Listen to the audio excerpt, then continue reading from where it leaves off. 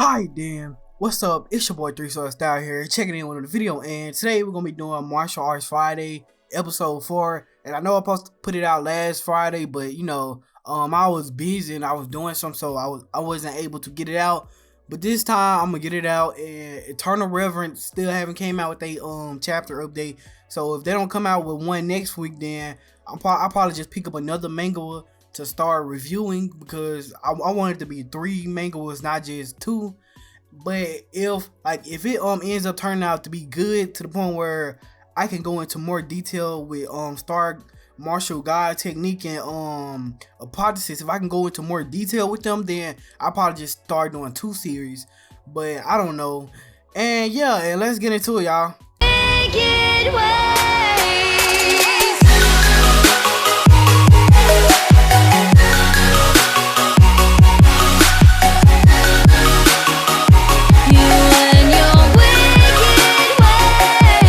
Alright then, first thing first is Star Martial God Technique, and yeah, we're gonna be doing chapter 270 through 272.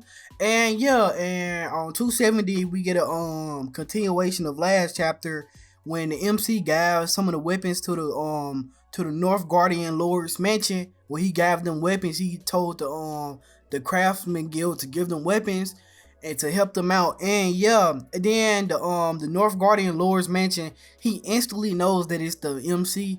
I don't know why, but well, it's kind of like ain't nobody else really gonna help him, because he in the midst of war, and ain't no other places willing to help him. And yeah, the Asher family, they been growing in power, and people has finally started to realize it, and he probably know it too. And yeah, and then leaving off there, he does end up realizing that the MC has way more power, because he's able to give him this, if he had this more much of a backing, to the point where the Craftsman Guild that make all the weapons is backing him, then obviously he has some type of power behind him. So that's why the North Guardian Lord's Mansion realizes that the MC has way more power, and that's why he say he can protect his daughter. And I think the North Guardian Lord's Mansion has I think he either know he gonna lose the war, or he has some type of plan that involves that he doesn't want his daughter to be involved in, because something bad gonna happen. So I think he pushed his daughter away so his daughter can go with somebody else and live a normal life. You remember he said he wanted her to live a normal life and now be a part of this. And yeah, and it's showing right now. And then obviously she ended up getting lucky, and she would the MC, and the MC gonna be a future god. So yeah. And yeah, and then after that we get to see the third brother. He's helping the MC install new defenses, and they installing crossbows, wind guide mechanical crossbows to be exact. And yeah, then we learned that the Craftsman Guild is actually the Craftmaster Guilds, actually they had their own city, and it's called Shrungji City. And I put that into Google Translate, that's how it came out, so I'm gonna just say Shrungji City. And yeah, and it's well protected, and obviously gonna be well protected, because they make all the weapons in that part of the continent. They make all the weapons, so that's why that's why they so powerful. And yeah, and then after that we can see the MC, and the MC just really just talking about how he improved and stuff. And then I don't know what, but the MC, this man is still at the 7th realm, and because he was at the 7th realm, but now he upgraded to the 8th realm.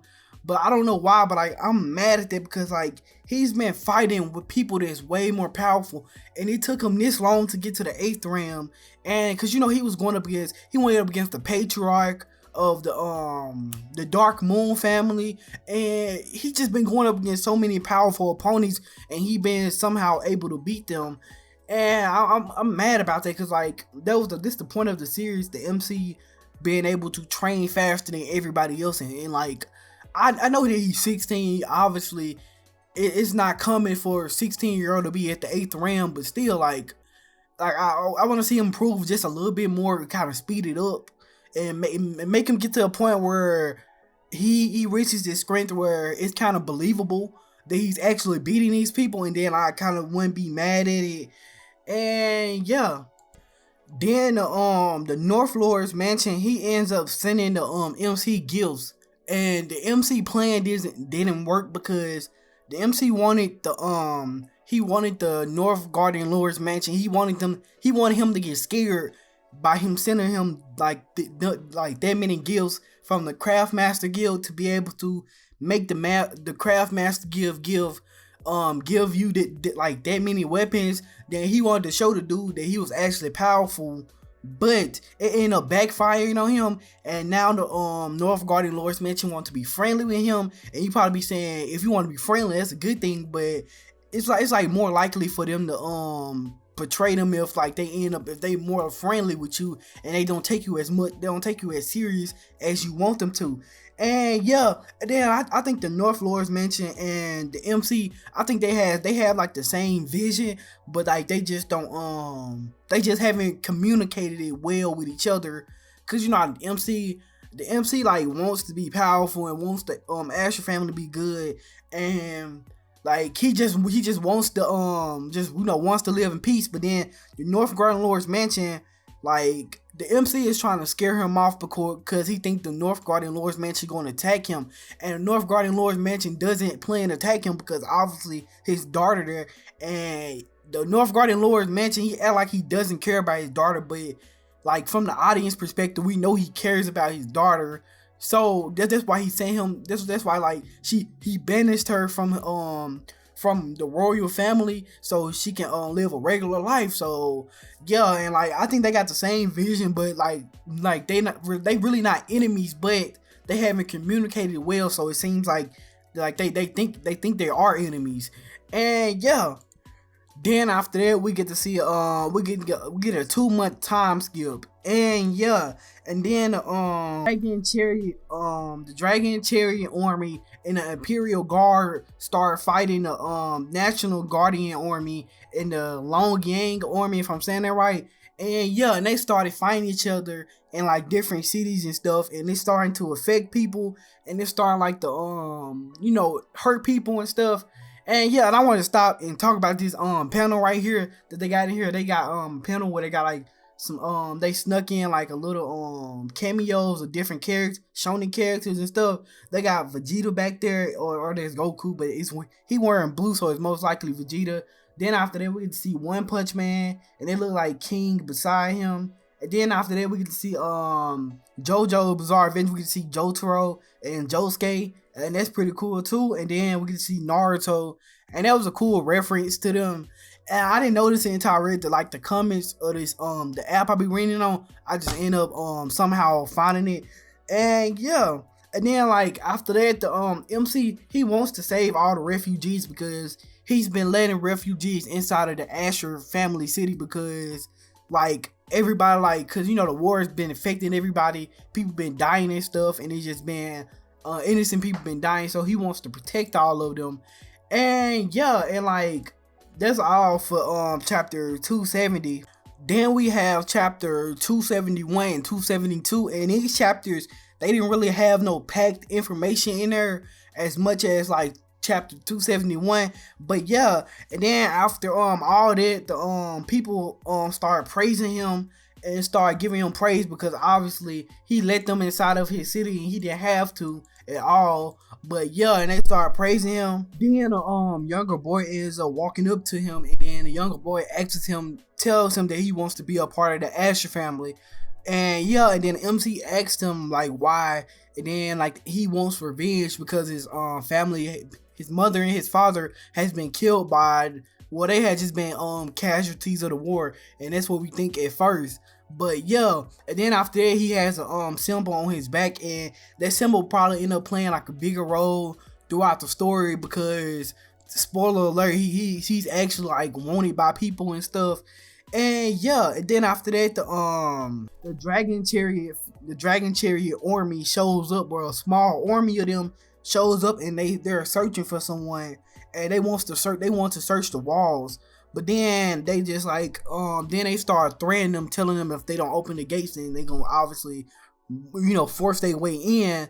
And then they noticed that they got the wind guide mechanical crossbows, and obviously they're scared of them, so they must be like really really powerful.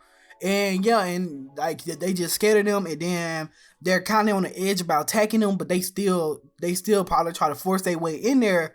And yeah, and then they find out that they're looking for the little kid. And then the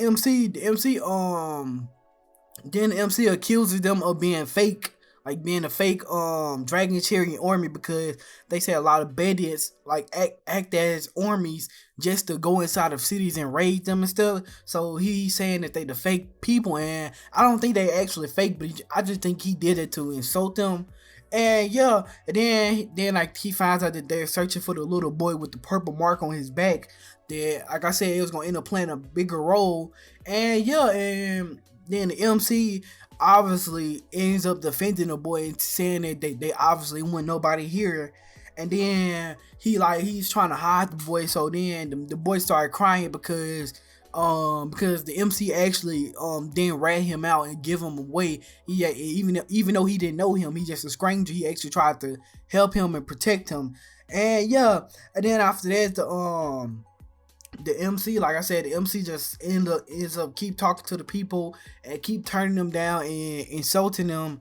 And yeah, and then after that well, we get like a little spoiler. It's like the end of the chapter, and then it say like you can obviously tell that the wolf pack about to get ready to come, because the little wolf thing, Wolf Fang, that's what I think his name is, he end up howling, signaling his pack. So it's gonna be pretty cool to see them and see like the Dragon Terrier's reaction to them having level 8 and 9th realm wolves protecting them, and that'll be pretty cool too.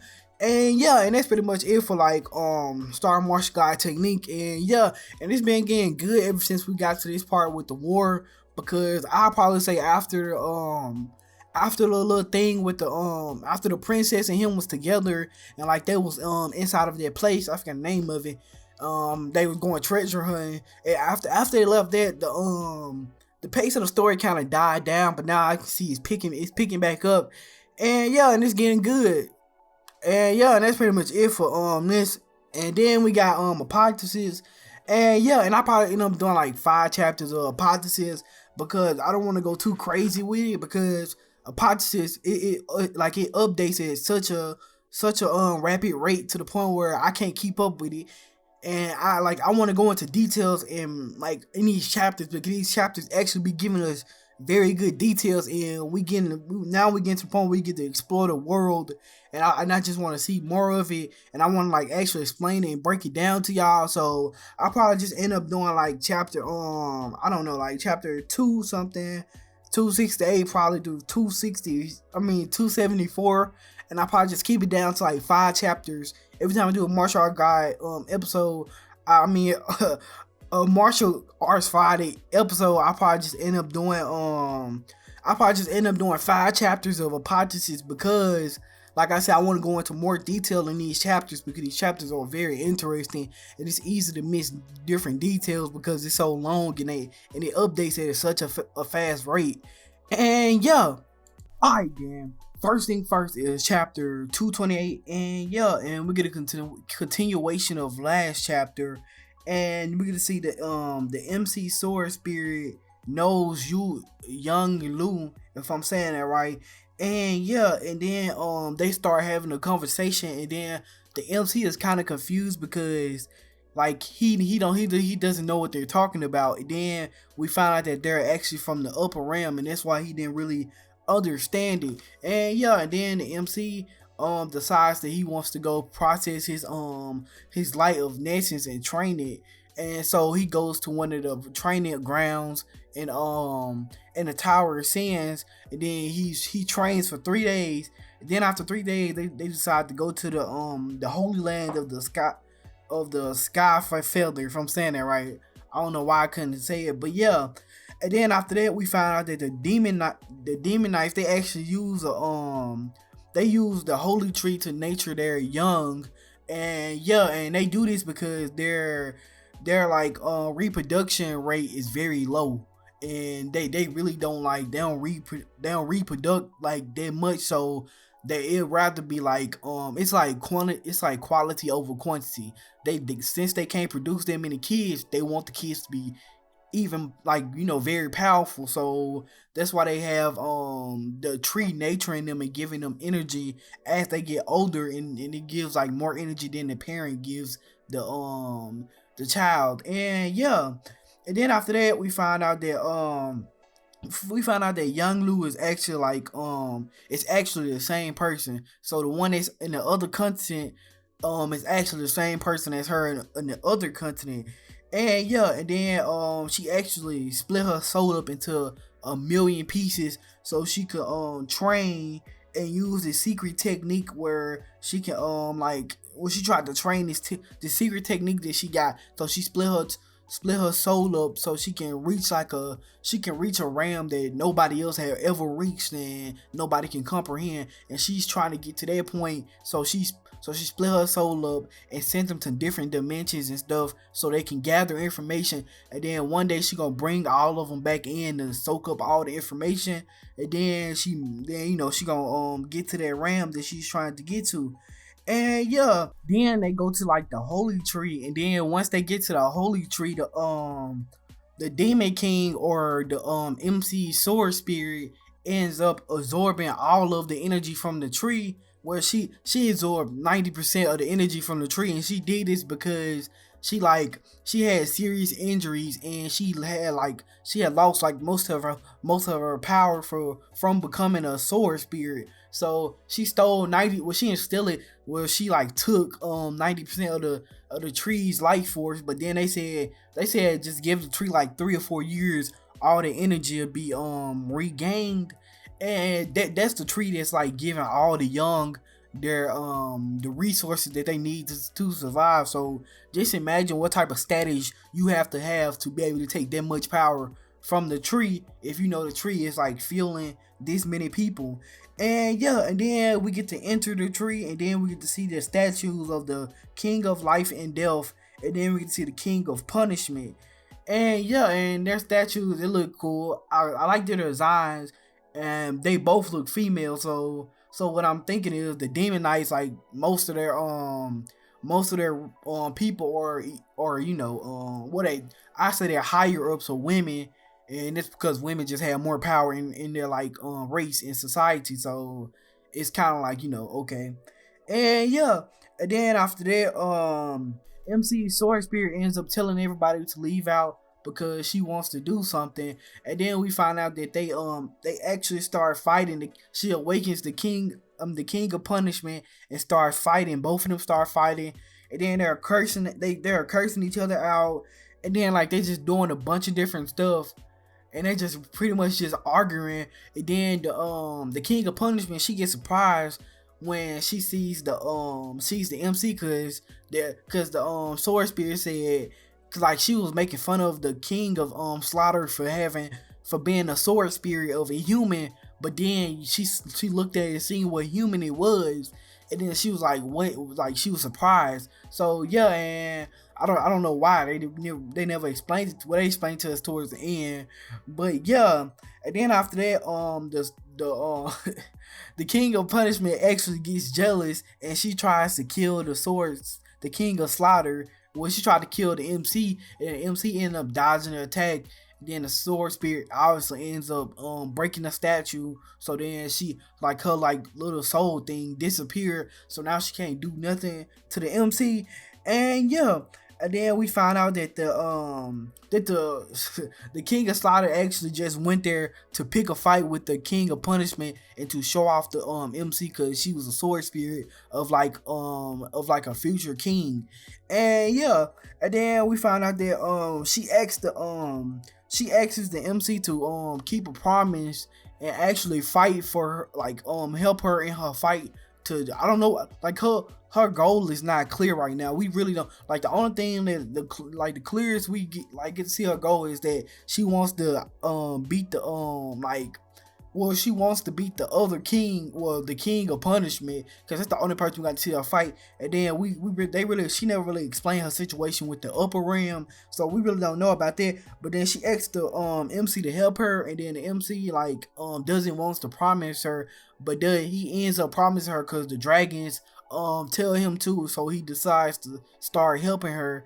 And yeah, and like he's not really strong enough to pretty really help her.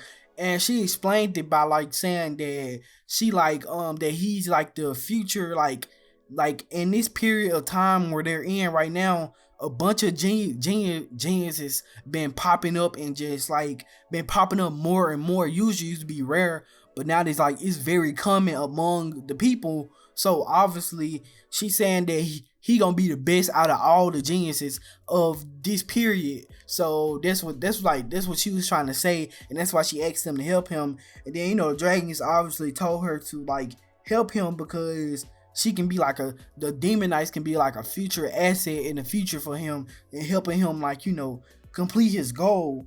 And yeah, and then like in the thing, like in like some part of their conversation, the sword spirit actually offers to have the demon knights help the MC kill the dude that holding his sister. I can't remember the name, but he ends up turning it down because he wants to complete his goal on his own, and he feels that if he can't get past this brick wall, then what's the point of him even becoming stronger and being the greatest of all these geniuses that popping up if he can't even be him.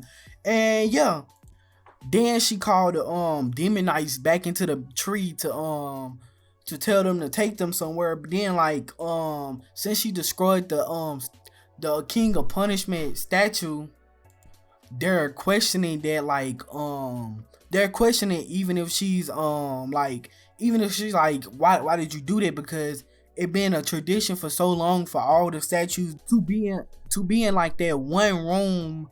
And yeah, and then like they obviously obey her because they can't go against her command. So she just tells them to build the statue over.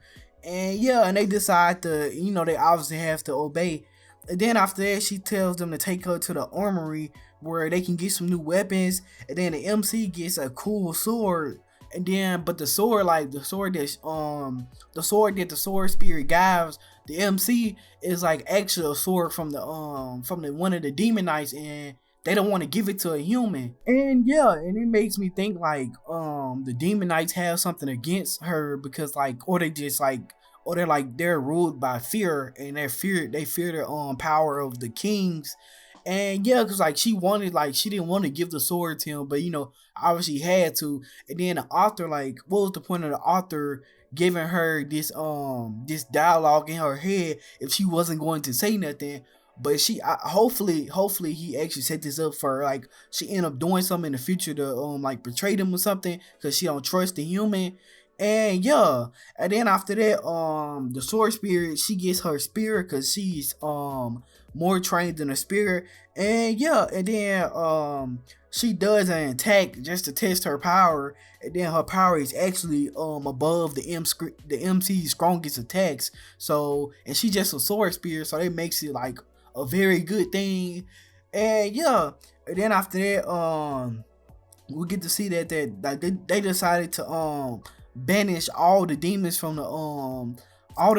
like the Tower of Sin. So they're finna get ready to go to the Tower of Sin to banish them, and make it equal for every race. That's what you already know because the MC already have control over the whole entire Tower of Sin, so they can fight inside of the Tower of Sin, and it wouldn't be no consequences because the MC can stop that from happening. And yeah, and that's pretty much it for this video. I know this thing, I know like this podcast has more chapters out right now. It's already up to like 180, but I just decided to do this 5 chapters to keep it minimal for me and make it easier and not hard, and actually be able to get out details and talk about everything in the series. And yeah, and you already know it's your boy 3 Short Style. Leave a like, leave a comment, hit the notification bell. And also leave a comment about something about the chapter or anything you seen. And yeah, and you already know it's your boy 3 Short Style. And I'm out. To the tomb, till I'm dead. Don't want room in my Cuba, I don't want French. To the tomb, till I'm dead. Don't want room in my Cuba, I don't want French. You was acting like you don't remember me, keep the same